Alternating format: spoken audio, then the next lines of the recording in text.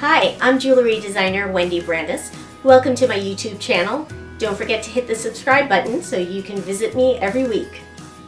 I've been talking about a career fair I spoke at for the Gemological Institute of America, and it got me thinking of all types of career advice. And I've spoken about things specific to the jewelry industry and kind of the fashion adjacent industries, and now I have some general advice. This applies whether you're on career number 2 or maybe 2.5 in my case, or if you're in your first career and it's what you've always done. But please keep in mind that things change. Things change in your industry, things change in the economy, things change in the government, and things change in your personal life. A lot of people are very successful and they do interviews, and when people ask them about coming up, they say, well, there was a plan A, there was no plan B. That sounds great after you're wildly successful, but it's something you say to interviewers. It's not something I would actually recommend. An industry can seem very stable for decades and you get in this mode of like, that's how we've always done it. But really change is bubbling up the whole time. And I've seen this up close in 2 industries, in journalism and jewelry. I worked as a journalist from 1989 to 2000, and I was at the Wall Street Journal, CNN, and People magazine. And back in 1995, I worked on the launch of the Wall Street Journal Interactive Edition, now known as WSJ.com. Now you're used to reading all your news online, and you're used to news organizations putting breaking news online, but back then people thought it was competing with the print publication. So it was kind of a constant fight between the print reporters and editors who felt like they had to do more work, and the people at the online publication who felt like, we're just trying to help you get this news out fast. This was still a problem in 1999, so now we're 4 years later, when I was the managing editor of People magazine's website, and it was a constant fight with the print magazine, which only came out and still only comes out once a week, to let us use material that would not hold up as an exclusive for an entire week. So you might as well use people.com to get out your news first. While they were trying to figure that out, in 1 year I had 5 bosses, and then at the end of that year they sold the whole company to AOL, which was about to go into a steep decline itself. And I worked with AOL quite a bit in my capacity as website editor, and I never heard a company say so much, we've always done it this way. That it was an 8-year-old company. People alone was 25 years. Time Inc. was much older than that. And I was like, who are these people who think after 8 years things can't change? That was a bad sign because everyone was going broadband, high-speed internet, and AOL was still sending out discs, was like a little logo of a running man that had a strange noise when you connected to your dial-up modem. I thought the deal with AOL was very ill-advised, and I was right, because in a way I wouldn't like to be right, because it went down as one of the worst corporate deals in US history. And I had fought with everyone at AOL and everyone at the print magazine because they were treating our website so badly, and I was just like, I gotta get out of here. So I did something I never thought I would do and took a job as managing editor of the website for an investment bank, Lehman Brothers.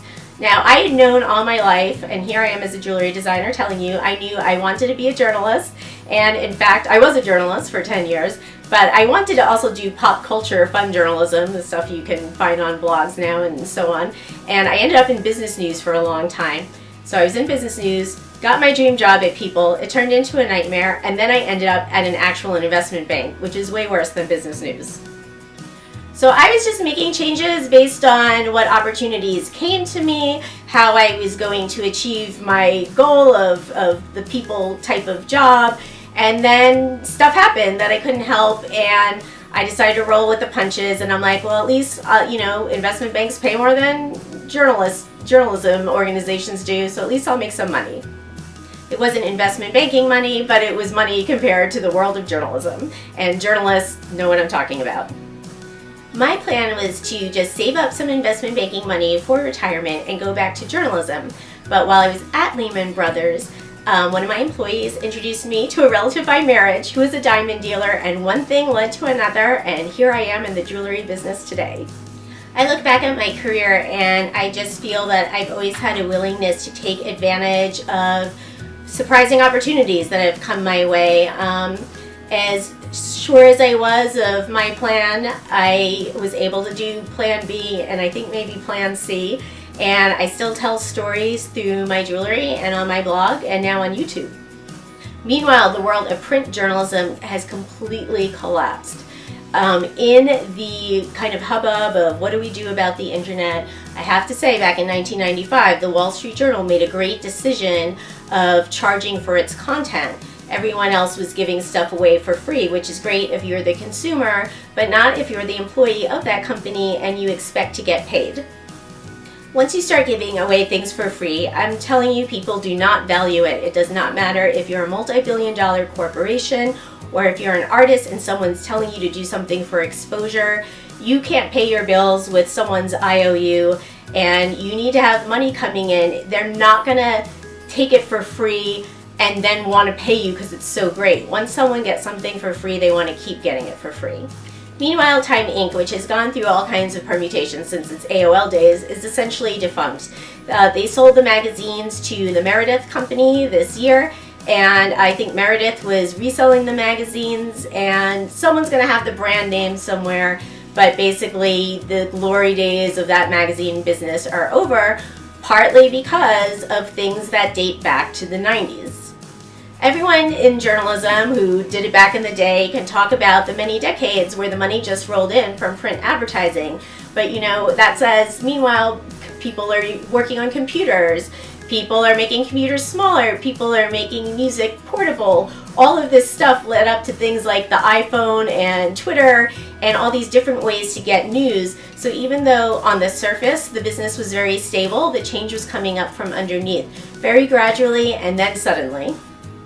Ignore change at your peril. You can want to stick with an industry or a way of expressing yourself, but you might have to change kind of the exact outlet. Like I said, I still tell stories, telling you a story now, a true story. I always like true stories, and I'm still doing it. It's just in a different way. It's still very satisfying to me though. Whether you're an employee or an entrepreneur, I'll also say don't be super impressed by everything that the big billionaires do. A lot of people make a lot of money from having a good idea at a particular moment. That doesn't mean they're going to run a business brilliantly. There is a link below this video to an interview I did with the Washington Post back in 2010 when I was talking about how Mark Zuckerberg was not the right leader for Facebook. There are people who are good founders, but that doesn't mean their business decisions are good. And I think people get very distracted by the amount of money that's thrown around and think all decisions are smart if there's money backing it. And look at Time Inc. All decisions are not smart. So that's some of my best career advice. Be prepared for change. Be ready to deal with it. Surprising things happen. The business partner I started the jewelry company with in 2005 died in 2006. It was very tragic and premature, and then I restarted the company by myself, and then the whole economy crashed in 2008, partly due to my old employer, Lehman Brothers, proving that I had a good reason to hate it there. And I had to roll with all of this. If I only had plan A, I would not have kept going. And sometimes you don't know exactly what plan B or plan C or all the other plans are going to be. You'll have to figure it out when it happens, but just know that you can do it. So that's it for this bit of career advice. I'll have some more coming up. If you want to see that, hit subscribe so you don't miss my next video.